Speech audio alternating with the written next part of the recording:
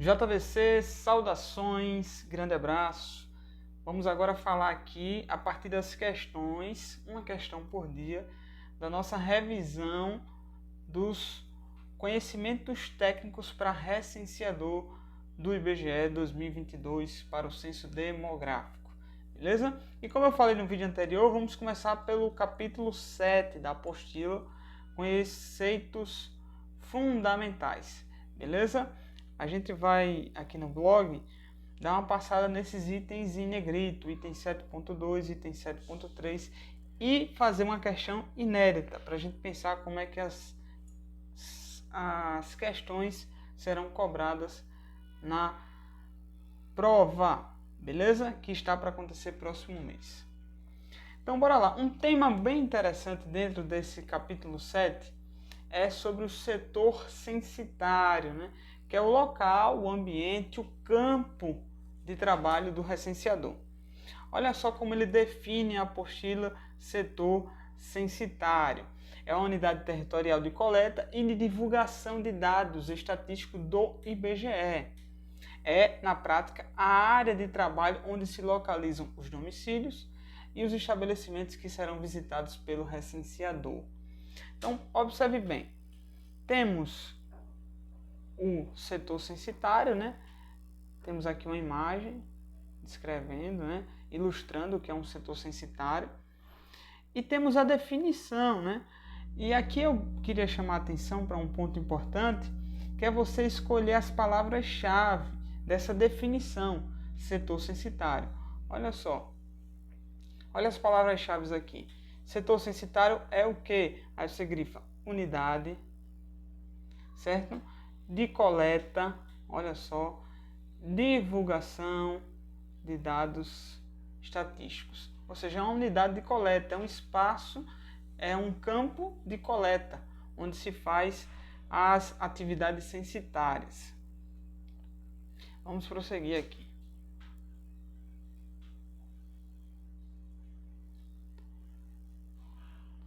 Dentro da apostila, daqui a pouco eu vou mostrar a questão para vocês. Dentro da apostila tem um tópico chamado situações dos setores censitários, né? As situações principais são o setor está em área urbana ou em área rural, não é isso? Em área urbana ou em área rural. Dentro dessa situação, né? Dentro dessas categorias, ó, área urbana e área rural, pode ter uma situação ainda mais detalhada. Olha só, um setor censitário em área urbana, ele pode estar em uma situação de alta densidade de edificações, certo?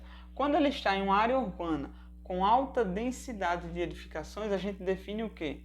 Que ele está em área urbana com alta densidade de edificações. Com baixa densidade de edificações, a mesma coisa, a gente define dessa forma. Mas eu queria chamar a atenção para você da situação de núcleo urbano. Núcleo urbano. O que são os núcleos urbanos? São aglomerações urbanas separadas, olha só, olha, núcleos urbanos são o quê? São aglomerações urbanas, ou seja, está urbanizada, agora separada das cidades e vilas. Só que essa separação não é tão longa. É uma separação de menos de 1 quilômetro. Ou seja, ele está separado a menos de 1 quilômetro.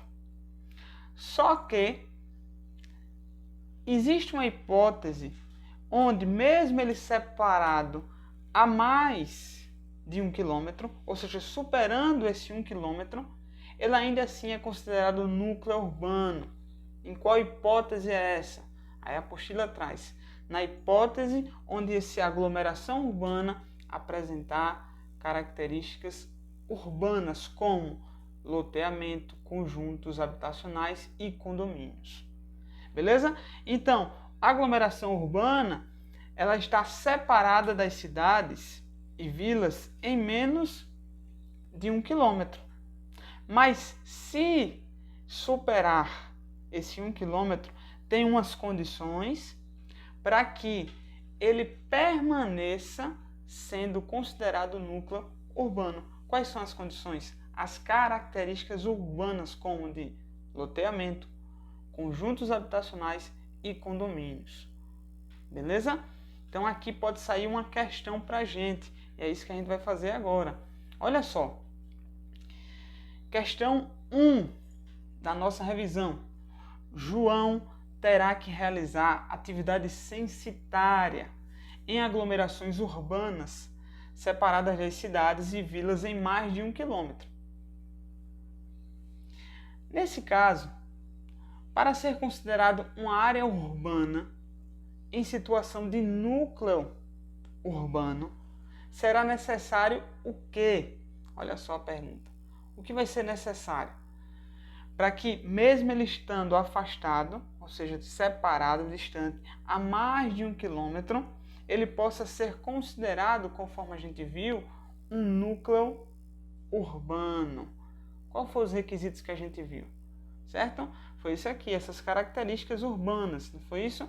Mas como é que a prova pode trazer? A prova pode trazer o seguinte: item a presença de características predominantemente rural. Essa aí você eliminaria de cara, porque se é um núcleo urbano, o que deve predominar é as características urbanas. Então, item A a gente eliminaria.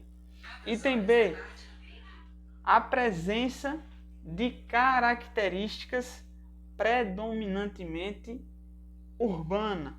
Talvez esse item B é um item que eu diria que não está completamente errado, mas também não está certo, porque ele não condiz exatamente com o que coloca a apostila de conhecimentos técnicos. Mas é aí que mora o perigo das questões. As questões mais difíceis são aquelas questões que trazem itens que estão parcialmente certos. E esse item B está parcialmente certo. O item C diz assim, que apresentem características urbanas como loteamento, conjuntos habitacionais e condomínios. Ou seja, item C. Esse item C era o item correto da questão. Porque ele traz justamente essas características. As características do loteamento, dos conjuntos habitacionais e dos condomínios. Certo? É o que traz a nossa apostila. Então a gente marcaria nessa questão item de número C, ou melhor, de letra C. É o item correto da questão, porque condiz exatamente com o que trouxe a apostila de conhecimentos técnicos. Beleza? Então você pode ver aí uma breve forma de abordagem de questões a partir de um assunto específico do setor censitário. Você não vai mais esquecer o que é necessário para ser considerado um núcleo urbano quando está mais distante de 1 quilômetro das cidades e das vilas. É necessário que tenha essas características: loteamentos, condomínios, com fins habitacionais. Beleza? Então é isso. JVC, saudações, um grande abraço.